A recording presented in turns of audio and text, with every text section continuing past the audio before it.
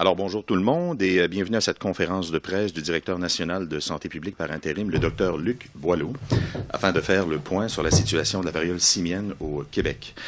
Pour l'occasion, Dr Boileau est accompagné par la responsable médicale, urgences sanitaires et maladies infectieuses à la Direction régionale de santé publique de Montréal, la Dr Geneviève Bergeron, et de la pédiatre, microbiologiste infectiologue au CHU Sainte-Justine, professeure titulaire à l'Université de Montréal et présidente du SIC, Dr Caroline Quach.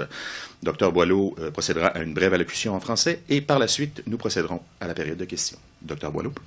Merci beaucoup. Alors, bonjour à toutes et à tous. Je tiens d'abord à remercier évidemment les deux personnes qui m'accompagnent, Dr Quach, que vous avez entendu déjà, qui préside le comité d'immunisation du Québec et qui est microbiologiste infectieuse du côté de l'hôpital Sainte-Justine, et Dr Geneviève Bergeron, qui est avec nous, qui a été présentée tantôt et qui dirige l'équipe médicale de la Direction régionale de la santé publique de Montréal. Alors, ils ont accepté de venir avec moi pour répondre aux questions concernant cette nouvelle maladie qui s'installe du côté québécois, mais en particulier de Montréal, la variole simienne, et dont plusieurs cas se sont déclarés durant les derniers jours, et tout particulièrement ici à Montréal. Alors, il s'agit d'une situation toute particulière qui est certainement préoccupante, puis autour de laquelle on est actuellement collectivement mobilisés, tant du côté de la santé publique régionale que nationale, et aussi avec la collaboration du gouvernement fédéral. Alors, on va d'abord faire quelques rappels entourant la situation. Depuis le 12 mai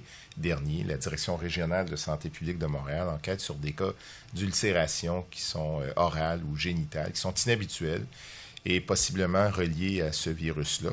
Alors, les investigations ont été poussées puisqu'on ne pouvait pas être certain au point de départ qu'il s'agissait de cette maladie. Il y a eu différentes hypothèses, mais les confirmations nous sont arrivées avec non seulement les examens cliniques, mais surtout les examens de laboratoire. Alors, à ce jour, ce matin, il y a 25 cas qui ont été confirmés sur le territoire québécois. Et il y a plusieurs autres cas qui sont de lésions ulcéreuses qui sont actuellement sous investigation. Alors, la grande majorité des cas, ce sont des hommes adultes qui ont des relations sexuelles rapprochées et prolongées avec d'autres hommes.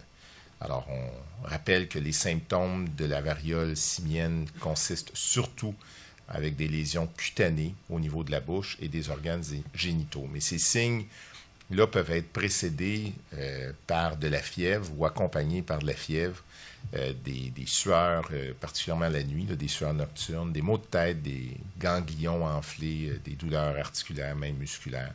Alors, donc, ce n'est pas un tableau qui est précis, mais je pense que les gens peuvent se reconnaître à travers ça. Alors, la variole simienne se transmet par des contacts étroits et prolongés jusqu'à ce que les lésions cutanées soient guéries. La période d'incubation, c'est habituellement assez court, autour de 5 à 7 jours, mais ça peut aller jusqu'à 2-3 semaines, donc jusqu'à 21 jours. Dans la majorité des cas, la maladie se résout d'elle-même à l'intérieur de 2 à 4 semaines. Mais dans de très rares cas, il peut y avoir des complications graves qui peuvent survenir, et c'est ce qu'on veut bien sûr éviter. La bonne nouvelle, c'est que le gouvernement fédéral a mis à notre disposition, ici au Québec, des doses de vaccins Imvamune contre cette infection. Elles ont été livrées il y a à peine 2 jours, donc mardi le 24 mai. En vertu des recommandations qui nous ont été formulées par le comité d'immunisation du Québec, qui est présidé par Dr Caroline Quach, les contacts qui sont à haut risque d'un cas confirmé ou probable de la variole simienne, comme on va le définir par les autorités de santé publique, vont pouvoir être vaccinés avec une seule dose de vaccin contre la variole, idéalement assez proche après l'exposition, donc idéalement à l'intérieur de 4 jours, mais on peut aller un peu plus loin. Les doses offertes sont administrées seulement à la suite d'une recommandation de la santé publique. Alors, on n'ouvre pas des centres de vaccination pour les gens, on n'est pas dans ce contexte-là. C'est un agrégat de quelques cas jusqu'à maintenant qu'on essaye de contenir. Et donc, sur l'investigation faite par les cliniciens avec la complicité des autorités de santé publique, il y a des gens qui vont être invités à profiter rapidement de la vaccination. Alors, si vous avez été en contact rapproché avec une personne infectée ou qui présente des symptômes qu'on vient de mentionner, soit par contexte sexuel ou qui vivent sous le même toit, des contacts rapprochés, on peut donc vous encourager à vous informer pour vous prévaloir du vaccin, justement. Mais au-delà du vaccin, il y a des mesures de prévention qu'il faut observer. Alors, c'est sûr que en cas de contact, on invite les gens à surveiller leurs symptômes, à éviter d'avoir des relations sexuelles ou des contacts rapprochés ou intimes avec d'autres personnes. Si vous avez des symptômes qui sont compatibles avec ce qu'on a dit, on invite évidemment à consulter rapidement un professionnel de la santé pour une évaluation. Alors, les personnes suspectées d'avoir la maladie doivent bien sûr s'isoler à la maison et s'isoler des autres membres du domicile autant que faire se peut. Elles doivent porter un masque lorsqu'elles sont en contact avec d'autres personnes, couvrir leurs lésions avec des vêtements ou des pansements, d'éviter tout partage d'objets, pratiquer, somme toute, les mesures générales d'hygiène telles que le lavage des mains et l'étiquette respiratoire. Donc, pas partager du linge, des ustensiles ou quoi que ce soit. Rester le plus isolé possible. C'est ce qui va compter beaucoup pour éviter la contagion. Alors, l'isolement peut être levé une fois que les lésions cutanées vont être guéries ou, s'il y a lieu, selon les recommandations de leur médecin, si un autre diagnostic devait être posé. Alors, il faut bien sûr éviter le contact, mais en particulier aussi, encore plus avec les personnes qui sont immunodéprimées ou même les femmes enceintes, jusqu'à ce que toutes les croûtes soient disparues, là, comme on vient de le dire, que ça a été guéri. Alors, ce sont là les mesures de prévention essentielles qui vont nous permettre de limiter, et on le souhaite, enrayer la contagion dans la communauté ici au Québec. Et avec ça, je réinsiste, nous ne sommes pas devant une nouvelle maladie qui est apparentée au coronavirus. Là, on n'est pas dans une situation où il y a une contagion très vive et importante qui va se passer très rapidement, mais ça demeure sérieux et il faut contenir tout cela le plus rapidement possible. Et c'est ce que nous faisons tous ensemble avec les directions de santé publique, en particulier la direction de santé publique de Montréal, qui est prise avec la majeure partie de ces cas. Alors, je pense qu'on peut vous remercier et on est prêt à répondre à vos questions. Alors justement, débutons cette période de questions. On débute par les questions en français. C'est une question par journaliste. Nommez-vous ainsi que les médias que vous représentez. Pas de commentaires en anglais? Par la suite, on fait les questions en français suivi des questions en anglais. Il n'y a pas de commentaires en anglais. Oui. Bonjour, Normand Grondin, Radio-Canada. Excusez-moi. Allez-y, vous avez parlé en premier. D'accord. On se rappellera qu'il y a eu d'abord une éclosion avec un nombre assez réduit de cas. Maintenant, on est rendu à 25. Il y a combien de cas suspects? Et est-ce que c'est toujours la même éclosion ou ça commence à se disperser par rapport à ce qu'on voyait il y a une semaine? Bien, tous les cas sont reliés l'un à l'autre, bien sûr. Là. Il y a pas de, ça arrive parce qu'il y a eu des cas qui contactent une autre personne qui a une autre personne. Ils sont donc tous potentiellement reliés en ce moment. L'agrégat est capable d'être relativement relié, mais il y a beaucoup de contacts qui ont été faits avec des personnes sans qu'ils se connaissent très bien l'un et l'autre et qui font en sorte qu'on peut voir arriver quelques cas, mais somme toute, c'est à peu près tous dans la communauté dont on vient de parler. Il y a 25 cas confirmés aujourd'hui. Ce sont majoritairement des hommes adultes. Et puis, on a aussi plusieurs cas. Là, hier soir, on avait déjà une trentaine qui étaient sous investigation. Peut-être que ça peut augmenter. J'inviterais, si vous me permettez... Vous voulez dire 30 plus les confirmés, là? Oui, plus c'est les ça. Cas confirmés. Mais Dr Bergeron, qui est en charge de tout cela, pourrait vous en dire plus.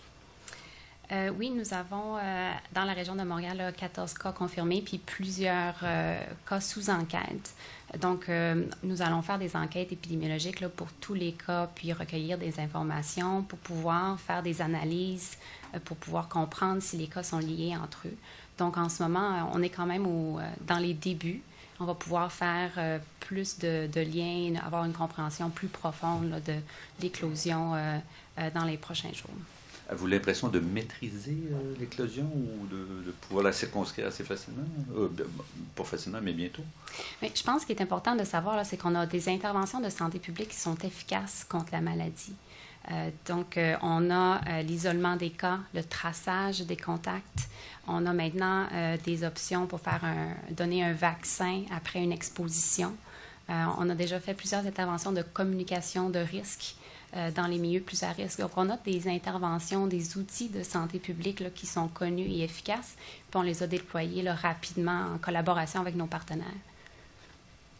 J'aimerais rajouter que lorsque je vous dis que majoritairement ce sont des hommes adultes, c'est qu'on a un cas qui est de moins de 18 ans. D'accord. Prochaine question. Oui, Elisabeth Laplante, TVA Nouvelle. Combien de doses de vaccins vous ont disponibles et à partir de quand vous allez vacciner, en fait? Alors, on a rapidement eu des contacts avec les autorités fédérales qui ont travaillé avec nous durant les dernières journées, la dernière semaine et plus. Et on a plusieurs centaines de vaccins qui sont disponibles. On n'est pas limité à cela, mais on pense qu'avec les nombres que nous avons actuellement, on devrait être en mesure d'activer le tout. Et Dr Bergeron nous confirmait qu'il est des plus probables que la vaccination pour ces cas contacts-là. Je vous rappelle que ce ne sont pas les patients eux-mêmes là, qui sont... Parce que là, ça devient trop tard.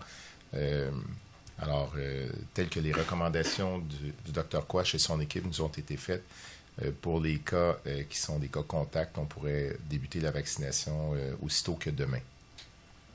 Mais c'est à suivre, là, parce qu'il y a quand même des processus à valider rapidement sous le leadership de la Direction régionale de la santé publique de Montréal. Prochaine question. Quentin Dufresne, Journal Métro, bonjour. Donc, comme vous avez mentionné, ça touche majoritairement la communauté, les personnes, les hommes adultes ayant des relations sexuelles avec d'autres hommes. Quelles seraient les conséquences en termes de santé publique d'une stigmatisation de cette communauté? C'est surtout pas ce qu'on veut, là. C'est juste qu'il faut réaliser que c'est actuellement dans ce groupe de personnes et qui ont avantage à être bien informés et à être prudents et à être attentifs aussi à cela pour éviter d'attraper cette infection. Et donc, on pense que c'est correct de les aviser. Docteur Bergeron? Oui, la stigmatisation, c'est contre-productif là, dans nos objectifs de santé publique. On veut que les gens puissent se prévaloir de soins. Donc, vraiment, la stigmatisation, c'est un grand enjeu là, pour essayer à enrayer la maladie. Donc, on essaie d'y lutter. Puis, c'est important de comprendre, là, c'est que notre ennemi, c'est le virus. C'est pas les personnes qui sont affectées. Bonjour, Louis-Philippe Bourdeau de Nouveau Info. L'OMS disait que le diagnostic, la vitesse de diagnostic, c'est la clé du succès. En ce moment, dans les délais entre le moment où une personne va voir son médecin, a des symptômes, on envoie l'échantillon, on reçoit un résultat, est-ce que c'est suffisamment rapide? Est-ce qu'on a des plans pour accélérer aussi ce diagnostic? Oui, docteur Bergeron. En ce moment, on a une mobilisation là, très, très rapide du Laboratoire de santé publique du Québec, puis du Laboratoire national de microbiologie. Le diagnostic se fait en ce moment au Laboratoire national de microbiologie. Donc, les échantillons sont transportés. Donc, il y a un certain délai de quelques jours pour le diagnostic, en effet. Le laboratoire de santé publique est en train de regarder pour des options pour avoir les tests sur place pour pouvoir un diagnostic plus rapide dans les prochaines semaines. Merci. Est-ce qu'il reste des questions en français de journalistes qui n'ont pas déjà posé des questions sur le sujet? Non. On passera aux questions en anglais et après ça, on fera un deuxième tour. On reste évidemment sur le sujet du jour. Okay. Bonjour, Touria Ezria avec CTV Montréal. Can you provide an update on the case numbers in English and just outline how concerned public health is with this current outbreak? Well, it's a serious outbreak of monkeypox. We have actually 25 cases that have been confirmed, and there are other cases, probably 20 to 30 cases that are on investigation so far. And we think it's a serious situation, but it's not the same as the COVID situation. It's not expected that there will be rapidly an upcoming very huge number of cases. So this is why we think that it can be eradicated. We hope that it could be. So we have to be very careful with this problem and to insist that the cases would really be careful with their contacts and the contacts that would have to could have a benefit to be vaccinated if they are taken rapidly. Merci. Dan Spector from Global News. Will you be recommending a mandatory isolation period for infected patients? Like you've said they should isolate, but should it be mandatory? And if not, why not? Well, we had some concern about that. There were some cases, and namely one that would have been invited to be isolated, but finally it was not a real case because it's kind of difficult for clinicians to confirm that without a lab confirmation. But if we would have to, we would be serious enough to move on that side. And should physicians be required to report suspected cases? Are they required to report them to you? Yes. Since we started the epidemiologic investigation on May 19th, then it became required for physicians to report any suspected case. Okay, thanks. On va passer aux questions en virtuel du côté de Pierre Saint-Arnaud de la presse canadienne. Pierre Saint-Arnaud, vous pouvez poser votre question. Oui, bonjour, M. Boileau. Je me pose une question. Vous avez mentionné que ce sont... Est-ce que vous m'entendez bien? Allez-y donc encore, parce qu'on vous entendait un petit peu faiblement, mais s'il vous plaît. OK, vous avez mentionné que ce sont surtout des cas d'hommes ayant des relations sexuelles fréquentes avec d'autres hommes. La question que je me pose, c'est est-ce que c'est transmissible uniquement par voie sexuelle ou sinon, quelles sont les autres façons? Est-ce que cette variole est transmissible? Je vais inviter Dr. Quach à répondre à votre question. En fait, ce virus-là se transmet particulièrement par contact direct avec des lésions, entre autres, mais il peut y avoir aussi une transmission par gouttelette, donc par contact rapproché en face à face. Et donc, c'est dans ce contexte-là qu'on demande justement de s'isoler quand on a un cas de variole simienne. Est-ce qu'il y a d'autres questions en virtuel? Je ne vois pas d'autres mains levées en virtuel en français. Je passerai aux questions en anglais. Ce serait autour Isabelle Paré du Devoir. Allez-y. Oui, bonjour, merci beaucoup. Oui, j'aimerais savoir, Dr. Bergeron, vous avez dit que pour l'instant, c'est le traçage surtout qui a permis de relier les cas les uns entre autres. Est-ce que vous êtes capable de définir si c'est relié à un événement particulier, les plusieurs cas là, qui ont été détectés au Québec? L'OMS semble avoir relié la plupart des éclosions à des super événements qui ont eu lieu en Europe, notamment en Espagne. Est-ce que vous êtes capable de tracer un lien entre certains des cas ici au Québec et ces super événements? Oui, c'est des données là, qu'on regarde. Donc, on essaie de faire les liens entre les cas. On est capable de faire des liens avec certains voyages. Des voyages aux États-Unis, au Mexique, en Belgique. Il y a plusieurs liens là, qui sont en cours d'investigation en ce moment, puis on suit l'évolution là, au niveau international des événements où il y aurait pu avoir de la propagation. Okay, merci. Et il faut le plus possible contenir aussi s'il devait y avoir d'autres types de contact, que ce soit par exemple un enfant dans une école ou ça faudrait à ce moment-là bien sûr prendre des mesures tout à fait en ligne avec ce qui vient d'être dit, mais vraiment s'assurer de limiter au maximum les contacts. Dr. Quach, voulez-vous parler du vaccin? Il n'est pas disponible pour les enfants. En fait, le vaccin à ce jour n'a pas d'indication pédiatrique puisque les études n'ont pas encore eu lieu. Cependant, ce que le Comité sur l'immunisation du Québec disait, c'est que ce vecteur-là a déjà été utilisé dans d'autres études, entre autres pour des vaccins à tuberculose avec des doses à peu près similaires, avec un profil d'innocuité qui semble bon. Et donc, si jamais on avait besoin d'utiliser le vaccin dans un milieu pédiatrique, il y aurait une consultation avec la santé publique, on discuterait des risques et des bénéfices. Il n'y aurait pas de contre-indication, mais ça serait une utilisation à ce moment-là hors homologation. Merci. On passe aux questions en anglais du côté virtuel. Première main levée, Lauren McCallum. Yes, hello, Dr. Boileau, Dr. Quach. I just want to know, I kind of have two questions, if that's okay. One, the first one would be, how did this virus get here and spread? I know one of my colleagues asked in French if there was a super spreader event that caused it to spread so quickly amongst the gay community. And the second one is a little more information in English about this vaccine, please.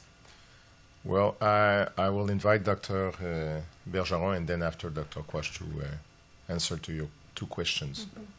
It's quite unusual we're seeing the emergence of this disease in multiple countries at the same time.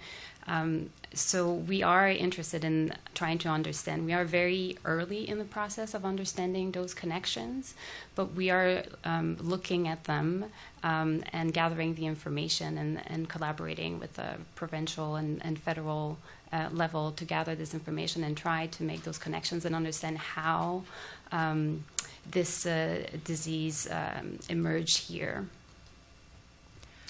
And Dr. Quach? Yeah, so in terms of the vaccine, this is a third-generation smallpox vaccine, live attenuated, not able to replicate, that has been studied and approved by Health Canada and the FDA in 2020 for the prevention of smallpox and other orthopox viruses, including monkeypox. We have data on safety on over 13,000 doses, 7,000 patients that were enrolled in studies. What we know is that the vaccine is able to prevent smallpox, is able to prevent in animal models monkeypox, and is also able to prevent monkeypox in animal models when given after a lethal dose of virus was administered to the prairie dog. So we have various data that supported this authorization of the vaccine. And so what the Quebec Immunization Committee did was just to focus on what group of patients should be allowed to be vaccinated in the current context. This is an interim recommendation. NACI will have their recommendation out in the next few weeks, and depending on what is in that recommendation, we might modify ours. On passerait à Jacob Cerebrin. Good morning. With this vaccination, it's being given to people who are, or will be given to people who have been in close contact with confirmed cases. What's the window for someone to be vaccinated between exposure to the virus and between when they really develop the virus and it's too late?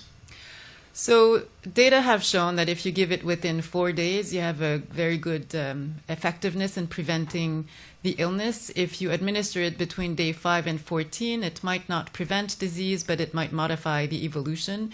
So the recommendation is really to aim to give it within 4 days post-exposure with some flexibility up to 14 days. And if the contact has been continuous or intermittent, we are giving a window period of 4 days after the last exposure. Merci. Il nous reste quelques minutes peut-être pour prendre une deuxième ronde de questions en salle. Donc, on débuterait par les questions en français. Normand Grondin, une question, s'il vous plaît. Oui, bonjour. Concernant l'éclosion à Montréal, au départ, on croit comprendre que c'est arrivé dans un lieu en particulier au centre-ville de Montréal. Certains pays ont choisi d'identifier ces lieux-là. L'Espagne l'a fait tout récemment avec un sauna. Ouais. Pourquoi le choix de ne pas le faire, sachant que la variole est un virus assez coriace là, qui peut vivre très longtemps à l'extérieur du corps humain? Donc, est-ce que cet endroit-là, on ne devrait pas... vous avez choisi de ne pas l'identifier, en fait? C'est en fait... on connaît les endroits, il n'y a pas nécessairement juste un endroit, puis on pense que les actions de la Direction régionale de santé publique... Dans ces endroits-là a été faite et c'est pas nécessaire, je pense, d'identifier les endroits en particulier. Alors, on en reste là, mais sachez que les mesures ont été prises et ça a été fait. Dr. Bergeron, voulez-vous... Oui, il y a des enjeux de confidentialité, d'identification des cas. Donc, à moins qu'il y ait une menace très grave à la santé de la population, là, on ne commande pas sur des situations spécifiques. Puis, j'aimerais là, assurer la population là, qu'on est au courant, qu'on fait les interventions qui sont justifiées. Puis, jusqu'à maintenant, on a une collaboration vraiment exemplaire de tous les partenaires. Merci. On va prendre une autre question en français dans la salle et après ça, on passe en anglais. M. Thierry.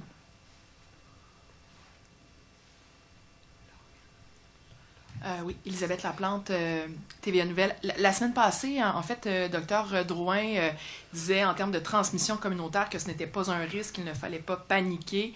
Je comprends que vous réitérez quand même un message comme quoi ça reste des cas isolés, mais il y a un certain risque. Est-ce que le message diffère de celui-ci là, qu'on a reçu la semaine passée par rapport Oui, un peu dans le sens que nous sommes en investigation sur un enfant qui de moins de 18 ans, évidemment, là, qui serait positif et qui a eu des contacts, bien sûr, avec d'autres amis dans son école, ça, de sorte qu'il y a des mesures qui doivent être prises de ce côté, mais il s'agit d'une seule situation, donc on n'est pas dans une expansion là, énorme de ce côté-là, donc il faut simplement agir avec rigueur et rapidité, c'est ce qui est fait en ce moment. Et qu'est-ce que vous dites par rapport à la transmission communautaire aujourd'hui? Est-ce que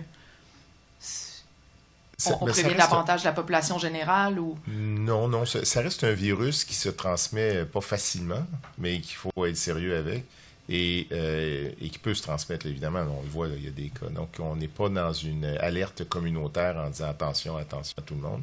On pense que c'est sérieux, qu'il faut que les personnes dont on a parlé soient le plus possible concernées. Mais évidemment, lorsqu'il s'agit d'une transmission qui a eu des effets chez, par exemple, un écolier, là, il faut agir de ce côté. Mais on n'est pas dans une alerte populationnelle majeure, comme on l'a connu récemment là, pendant les 2 dernières années avec la COVID. On n'est pas du tout dans ce scénario-là. C'est un message important. Là, on n'est pas là. On ne veut pas se rendre là, bien sûr. Dr Bergeron, voulez-vous... non, je pense que ça couvre bien, là. Dan Spector. Yeah, in effect, I just... Oh, Dr. Quash, did you want to answer? Ben, en fait, je voulais juste rajouter que, à votre question, là, c'est que la transmission se fait vraiment par contact rapproché et plutôt prolongé, ce qui fait que même si Dr Boileau disait s'il y a quelque chose dans une école, ça ne veut pas dire que toute la classe est nécessairement impactée. Là. Donc, c'est pour ça que d'un point de vue de transmission communautaire, on n'est vraiment pas au même niveau de risque qu'avec la COVID, par exemple. C'est une école de Montréal, je présume? Je ne peux pas vous dire, là, ça serait plus à mes collègues. C'est sûr que c'est dans la grande région de Montréal. Tous nos cas sont là. Yeah, in fact, I just wanted to ask also about that under 18 person. So is there risk of having spread it at a school? Is it a high school, elementary school? How old is this person? Can you say? For different matters, we would not like to insist on this case in particular and describe the case, neither the school or where it is. It's just that we're on an investigation and we are mobilizing the resources to make sure that there will be action that will be taken in the consideration of what have been said by my 2 colleagues, in particular the fact that it's not a major contagious disease. It's not because you have been in front of another person that you will catch the disease. It has to be investigated to monitor the size of the contact. So it's something that is already done by the public health authorities that are with those situations. This one and the other one too. And is there like any isolation happening at that school or whatever? No, but there's certainly an isolation for the person that has those signs and symptoms to make sure that he will not be in contact with other. This is obvious. Okay. Merci. Il nous reste du temps pour une question en virtuel. Ce serait Rob Lurie.